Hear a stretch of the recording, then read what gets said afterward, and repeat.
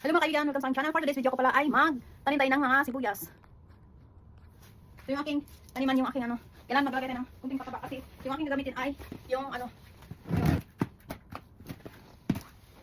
Yun ay, lagay tayo mga kaibigan.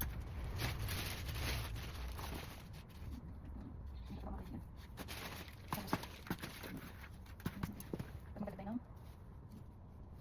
ng soil.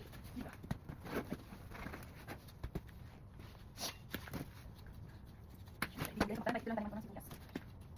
Tapos na, kasi mamaya. Magtatay tayo yung ano, yung taniman natin na. Yung box, ay magay natin itlog ba? Magay natin itlog ba? Para malis na ang soil. Hindi mga kaibigan, dahil tayo magkano. Ngayon ay, kunin natin yung ano natin.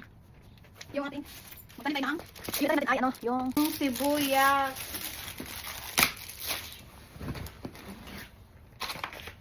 Tapos gagawin ko ay ito yung try ko lagay dito. Dapat para yung ano ng itlog ay kulang siya.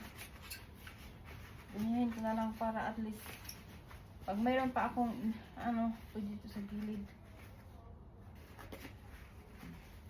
Ngayon magtanim tayo yung sibuyas. Ganyan para may pag ano pag mayroon pa tayo ano dito tayo sa gilid. Diba? Maganda. Kasi kung maganda nito, yun ay ilagay natin ating sibuyas dito. Ganyan natin. Maliit ang sibuyas natin. Pwede na siya. Ayusin natin yan. Ngayon ay magpalit tayo ng soil mga kaibigan.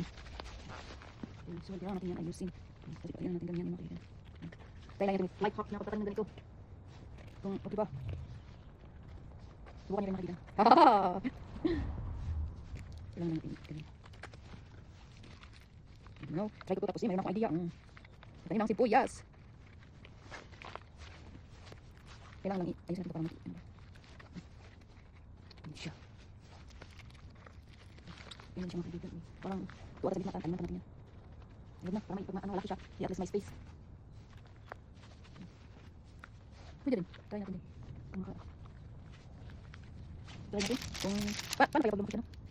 Hindi na. Baka mamaya hindi siya masubo. Yes. Ganyan lang mga kaibigan. Meron tayong life hack. Tapos dito sa gilid pwede natin.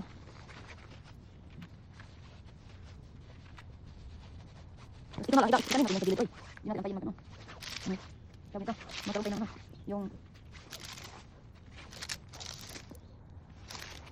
Yung pag ano ng ano yung sibuyas. Ay yung itlog ba? Ano ito itlog siya? Sudahan ba itlog? Ayun. Tignan natin yan. Isang kaso lang. Kasya na siya.